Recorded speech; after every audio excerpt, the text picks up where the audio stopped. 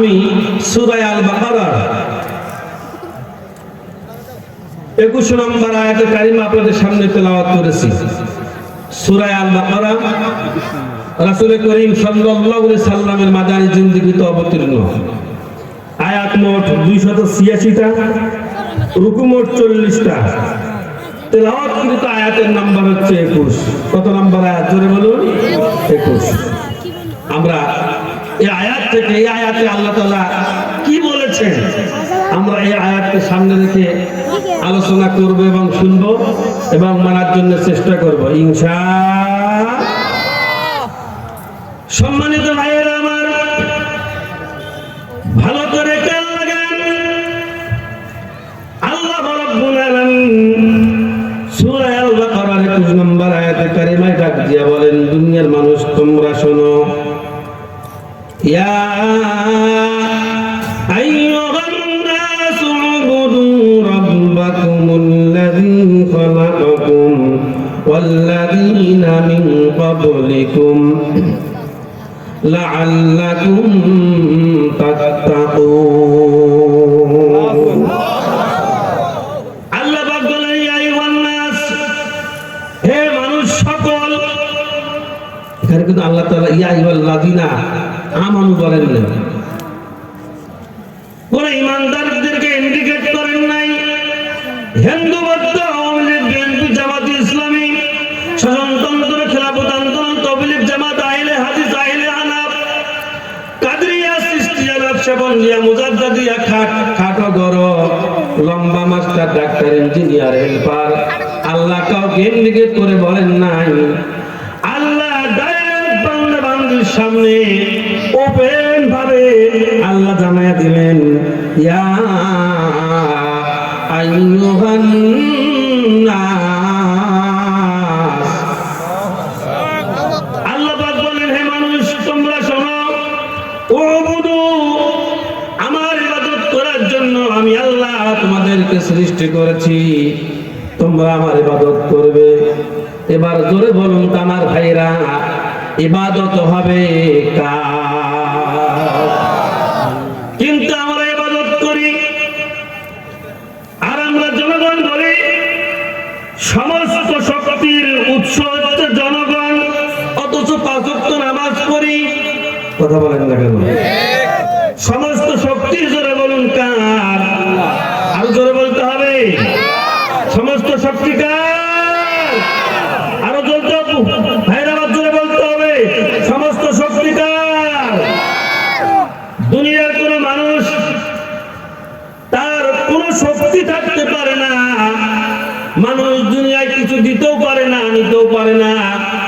সমস্ত শক্তির একমাত্র অধিকার হচ্ছে, সমস্ত শক্তি হচ্ছে মহান আল্লাহ পাক রব্বুল আলামিন।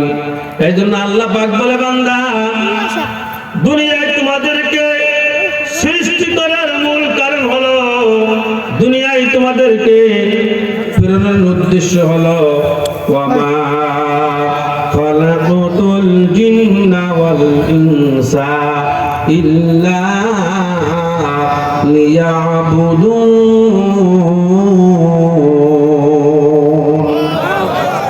আল্লাহ পাক বলে, মানুষের, হে মানুষ তোমরা শোনো, মানুষের জনকে শুধুমাত্র কেবলমাত্র একমাত্র আমার ইবাদত করার জন্য সৃষ্টি করেছি, আমার দাসত্ব করার জন্য সৃষ্টি করেছি।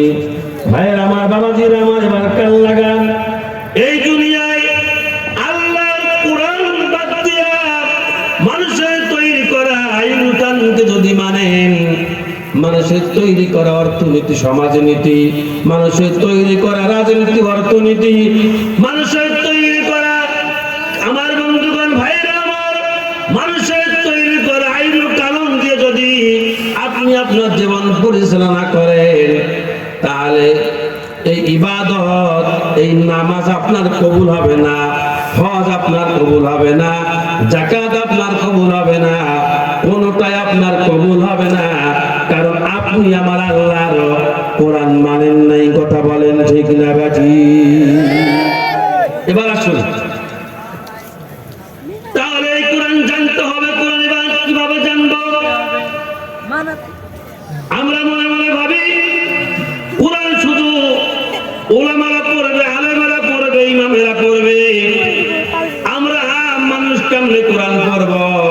হুজুর কোরআন তো পড়তে জানি না, হুজুর কোরআন তো জানতে জানি না, হুজুর কোরআনের তো তালিমে আমরা যাইতে পারি না।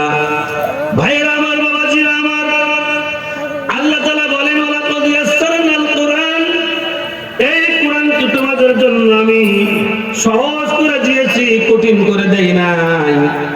আমার ভাইরা, কোরআনের সঙ্গে যত আপনার সম্পর্ক থাকবে, কোরআনের সঙ্গে যত আপনার মিল থাকবে, কোরআনের সঙ্গে যত আপনার সম্পর্ক ভালো হবে, আপনার ইবাদতগুলো আমার আল্লাহ ততই কবুল করতে থাকবেন। চিল্লিয়া বলেন সুবহানাল্লাহ। এবার কারো লাগান আল ইসলামিয়া দারুন নাজাত মন্ডলটারি নুরানি হাফিজিয়া কওমি মাদ্রাসার উদ্যোগে আজকের এই মাহফিল হচ্ছে। হে মন্ডলটারির ভাইরা, ভালো করে কান লাগান, রেকর্ড করে শুনে যান।